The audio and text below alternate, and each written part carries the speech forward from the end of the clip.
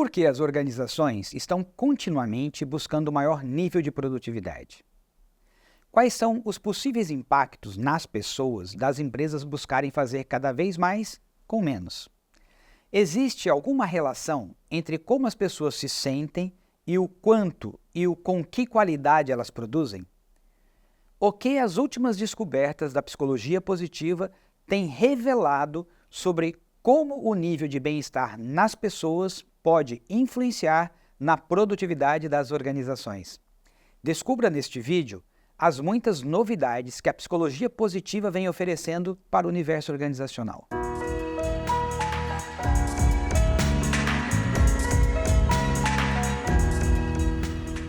Olá, eu me chamo Gilberto de Souza e neste vídeo gostaria de oferecer alguns insights sobre como as organizações podem se beneficiar aplicando algumas descobertas da psicologia positiva para criar as condições essenciais para que as pessoas possam se desenvolver, construir mais bem-estar em suas vidas e, ao mesmo tempo, serem mais produtivas em suas atividades profissionais, otimizando o potencial de uso das tecnologias e das estruturas que as organizações oferecem. Recentemente, concluí uma pós-graduação em Psicologia Positiva, Ciência do Bem-Estar e Autorrealização pela PUC, Rio Grande do Sul. Esse vídeo é parte do meu trabalho final de conclusão de curso. Gostaria de destacar que este vídeo será o primeiro de uma série especial de vídeos que serão lançados aqui no canal sobre como a psicologia positiva pode contribuir com os líderes no contexto contemporâneo. Neste primeiro vídeo, abordarei como o avanço das pesquisas científicas na área da psicologia positiva tem evidenciado como as emoções positivas contribuem para a criação de um ambiente de trabalho muito mais significativo para que as pessoas possam se tornar mais produtivas e também as organizações. Por onde começamos? Toda organização existe para resolver um problema para a sociedade. E, na medida em que mais empresas começam a resolver o mesmo tipo de problema, acabam buscando se diferenciar, quer seja na velocidade com que solucionam o problema, quer seja diminuindo o custo para solucioná-lo, ou até melhorando a percepção na qualidade como se propõe a solucionar esse problema. Ou ainda, uma composição destes 2 ou 3 elementos juntos. Essa forma de tornar o processo cada vez melhor, mais rápido e mais barato, leva as organizações a estimularem as pessoas que atuam nelas a fazer mais com menos. E dependendo de como este convite é realizado, no lugar de ter um ambiente colaborativo, integrado, sustentável e produtivo, pode-se criar um ambiente competitivo, fragmentado, degenerativo e improdutivo.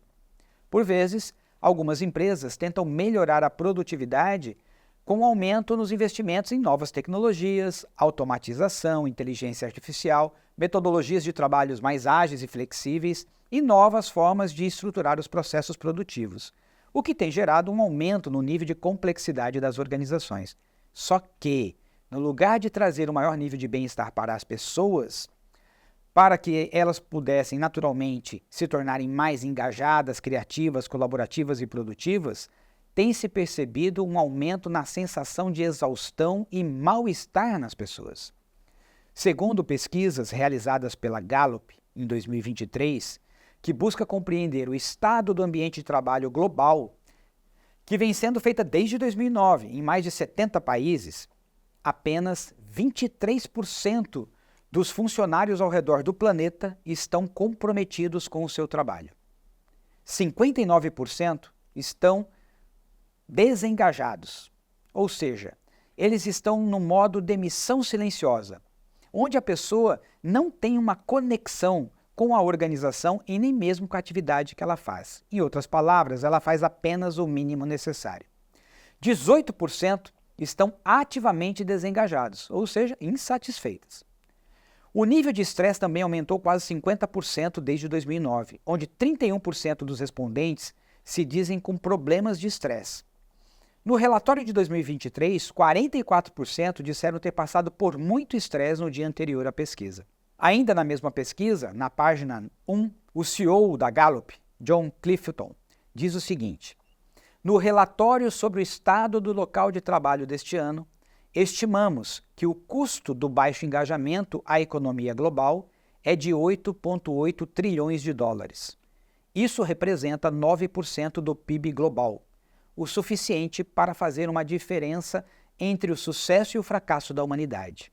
A má gestão leva à perda de clientes e lucros, mas também leva os funcionários a terem vidas miseráveis. Investir em novas tecnologias e melhorar a estrutura organizacional é importante, mas investir na capacitação dos gestores para que eles possam criar ambientes que permitam os funcionários sentirem mais emoções positivas é essencial para a sustentabilidade de um ambiente de trabalho saudável. E isso já tinha sido dito, apontado pelo Dr. Martin Seligman. Mas você deve estar me perguntando, quem é esse Dr. Martin Seligman? O Dr. Seligman é popularmente chamado de pai da psicologia positiva. Em seu livro Florescer, lançado em 2011 aqui no Brasil, pela editora Objetiva, já nas primeiras páginas ele conta como tudo aconteceu. Resumidamente, em 1997, quando o Dr. Seligman ocupou a presidência da APA, Associação de Psicologia Americana, ele propôs incluir pesquisas cujo objetivo era, em suas palavras, explorar aquilo que faz a vida valer a pena e produzir as condições para isso. Até então, a grande maioria das pesquisas na área de psicologia eram voltadas para compreender doenças e como tratá-las. Não que isso não seja importante, mas o Dr. Seligman incentivou a inclusão de pesquisas que, além de compreender o que faz uma pessoa estar saudável, fosse descoberto também o que poderia ser feito para que ela não ficasse doente. Fortemente influenciado pela psicologia experimental, ele queria propor algo com forte embasamento científico, que fosse além do autoaperfeiçoamento proposto pela psicologia popular. Nas palavras dele, sou um cientista pesquisador e conservador, diga-se de passagem. O apelo das coisas que escrevo vem do fato de que estão fundamentadas numa ciência exata, testes estatísticos, questionários validados, exercícios cuidadosamente analisados e amostras amplas e representativas. Em contraste com a psicologia popular e a maior parte do material de autoaperfeiçoamento, meus escritos são credíveis por causa da ciência subjacente a eles. Mas para realizar uma certa quantidade de pesquisas capaz de construir um corpo de conhecimento científico, se faz necessário um investimento financeiro robusto. E o Dr. Seligman, fruto da credibilidade construída com suas pesquisas anteriores, conseguiu apoio de importantes instituições americanas, entre elas o Instituto Nacional de Saúde Mental, a Fundação Nacional de Ciências, a Fundação Templeton, a Fundação Robert Wood Johnson, Filantropias Atlântica e Fundação MacArthur. É importante lembrar que, além do Dr. Martin Seligman e sua equipe, outros pesquisadores se juntaram a esse movimento com importantes contribuições, como, por exemplo, o Csikszentmihalyi, com suas pesquisas sobre o estado de fluxo, o Christopher Peterson, com sua contribuição na construção do Manual de Forças de Caráter e Virtudes, Ed Diner, das organizações Gallup, com inúmeras pesquisas em ambientes organizacionais, Barbara Fredrickson, com suas contribuições sobre as emoções positivas, Sonja Lyubomirsky, com seus estudos sobre adaptação hedônica, Carol Dweck, com sua pesquisa sobre a mentalidade de crescimento, Angela Duckworth, com seus estudos sobre coragem e autocontrole, Tal Ben-Shahar, com seus estudos sobre comportamento organizacional, Snyder e Lopes, com a organização dos vários estudos que deram origem ao livro Psicologia Positiva, uma abordagem científica e prática das qualidades humanas. Marcus Buckingham, com seus estudos e publicações sobre a importância de se identificar e trabalhar os pontos fortes. Tom Hart, com seus estudos e publicações sobre engajamento, pontos fortes e bem-estar. Shwal Akor, com seu estudo sobre como a felicidade está conectada com o sucesso, como propõe em seu livro O Jeito Harvard de Ser Feliz, o curso mais concorrido da melhor universidade do mundo, lançado em 2012 pela editora Saraiva, e muitos outros que estão neste momento ajudando a ampliar e aprofundar o conhecimento da psicologia positiva. Ao longo da série de vídeos sobre a psicologia positiva, nos aprofundaremos em muitos estudos feitos por esses e outros pesquisadores. E também abordaremos as práticas que estão funcionando de forma muito positiva nas organizações, aqui no Brasil e em todo o mundo. Mas neste vídeo, como prometi, vou abordar o primeiro dos 5 elementos que compõem o modelo PERMA. Esses 5 elementos são, metaforicamente falando, 5 alimentos que criam um ótimo nível de bem-estar nas pessoas e podem contribuir para o aumento da produtividade das organizações. E quais são esses 5 elementos? Primeiro, emoções positivas. Segundo, engajamento. Terceiro, relacionamentos positivos. Quarto, significado. E quinto, senso de realização. Perceba que se uma organização trabalha para melhorar qualquer um desses 5 elementos, já pode obter uma melhoria significativa no ambiente de trabalho, o que pode impactar em sua produtividade. Agora imagine se líderes de uma organização atuarem juntos e de forma coordenada para implementar com excelência esses 5 elementos. Juntos e ao mesmo tempo. O que eles irão conseguir? Bom, primeiro, criar as condições que permitam às pessoas sentirem com facilidade mais emoções positivas durante o dia. Segundo, criar as condições para que as pessoas estejam fortemente engajadas com as atividades que elas realizam e com a organização onde trabalham. Terceiro, criar as condições para melhorar continuamente o relacionamento entre as pessoas e o nível de colaboração entre elas. Quarto, criar as condições para que as pessoas possam se conectar de forma significativa com o propósito de suas vidas, com o propósito das atividades que realizam e com o propósito da organização. E quinto, criar as condições para que as pessoas possam se sentir ainda mais realizadas por utilizarem seus dons e talentos, dando uma contribuição significativa ao mundo, ao mesmo tempo em que constroem vidas incríveis para si e para as pessoas que amam. Cada um desses elementos foi e continua sendo estudado profundamente. Atualmente, já há uma grande quantidade de informações sobre cada um desses elementos e como podemos aplicá-los no ambiente organizacional. Mas como chegamos nesses 5 elementos? Como eles se tornaram os elementos essenciais? Bom, foram definidos 3 critérios. Primeiro, todos contribuem para o bem-estar humano. Segundo, as pessoas buscam esses elementos por si só e não para se obter algo secundário. E terceiro, todos podem ser definidos e mensurados independentemente dos outros elementos.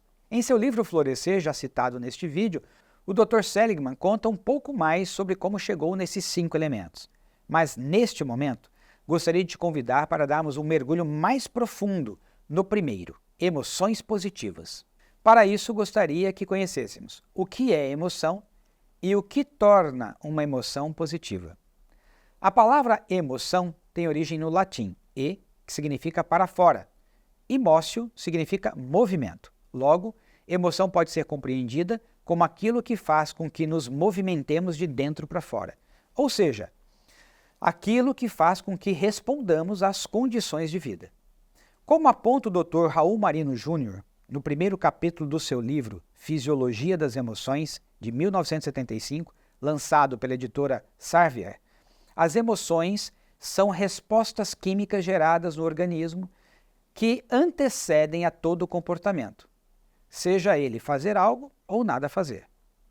O Dr. Sérgio Klepax, em seu livro Uma Questão de Equilíbrio, a relação entre hormônios, neurotransmissores e emoções, lançado pela editora Sumos, no primeiro capítulo, nas páginas 22, 23 e 24, mostra que as emoções são produzidas principalmente pela liberação de neurotransmissores e hormônios que, uma vez disponíveis em nosso organismo, geram impulsos que estimulam comportamentos. Quando essa mistura química gera uma emoção de agradabilidade, é chamada de emoção positiva. E quando gera uma sensação desagradável, é chamada de negativa.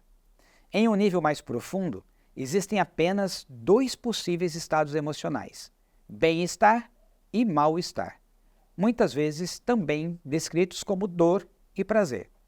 Entretanto, quando consideramos todas as possíveis combinações entre os neurotransmissores e hormônios que o organismo humano pode gerar, temos uma grande variedade de emoções. E assim, criamos diferentes nomes para tentar explicar que tipo de bem-estar ou mal-estar estamos sentindo. Por exemplo, peguemos algumas possíveis expressões emocionais como preocupação, ansiedade, angústia e pavor. Todas estão relacionadas a medo e podem ser percebidas como possíveis representações de níveis de medo. Um medo pequeno, suave, poderia ser expresso como: eu estou preocupado com o que pode acontecer na reunião que teremos amanhã. Já um medo médio poderia ser expresso como: eu estou tão ansioso com a reunião de amanhã que eu não consigo dormir. Já um medo maior poderia ser expresso como: eu estou angustiado com a ideia de que terei que falar para toda a diretoria na reunião que teremos amanhã. Chega a me dar um aperto no peito cada vez que penso nessa possibilidade. Um medo ainda maior poderia ser expresso assim: eu não consigo parar de tremer e nem mesmo acalmar o meu coração e minha respiração. Acho que vou surtar a qualquer momento por causa da reunião que teremos amanhã. Como pode ser percebido, podemos ter muitas formas para expressar emoções, seja elas as positivas, agradáveis de se sentir, geralmente ligadas a um estado de bem-estar, ou as emoções negativas, desagradáveis de sentir, geralmente ligadas a um estado de mal-estar. Entretanto, muitas descobertas já realizadas podem ajudar pessoas que exercem cargos de liderança a criarem ambientes de trabalho muito mais adequados para as pessoas produzirem bem, sentindo-se bem. Mostrarei ao longo do vídeo alguns estudos que têm demonstrado que, quando liberamos as emoções positivas em nosso organismo, como a alegria, o amor, curiosidade ou gratidão, somos tomados por um sentimento de agradabilidade, o que facilita nos tornarmos mais abertos ao aprendizado, à colaboração e a estarmos mais energizados para concluir as atividades que estamos realizando com mais qualidade nas ações. A doutora Barbara Fredrickson, pesquisadora renomada das emoções positivas, autora do livro Positividade, Descubra a Força das Emoções Positivas, Supere a Negatividade e Viva Plenamente, lançado em 2009 pela editora Rocco, no Rio de Janeiro, traz ao longo do livro inúmeras experiências que evidenciam que as emoções positivas aumentam o raio de visão do ser humano, fazendo-o perceber com mais facilidade novas possibilidades. Segundo a pesquisadora, além de as pessoas apresentarem maior nível de atenção e melhor percepção, também se tornam mais cuidadosas ao analisar o contexto e mais assertivas para identificar a melhor direção a ser seguida quando estão se sentindo bem.